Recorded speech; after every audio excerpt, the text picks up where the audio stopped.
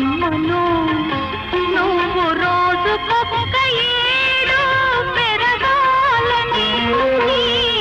ముద్దు మురిపాలు చూడాలని కలవరేసిపోయే నీ తల్లిని నేను కలవరేసిపోయే నీ తల్లిని నేను ఆ కలలలోనే బతుకుతున్న తల్లిని నేను పిచ్చి తల్లిని నేను జు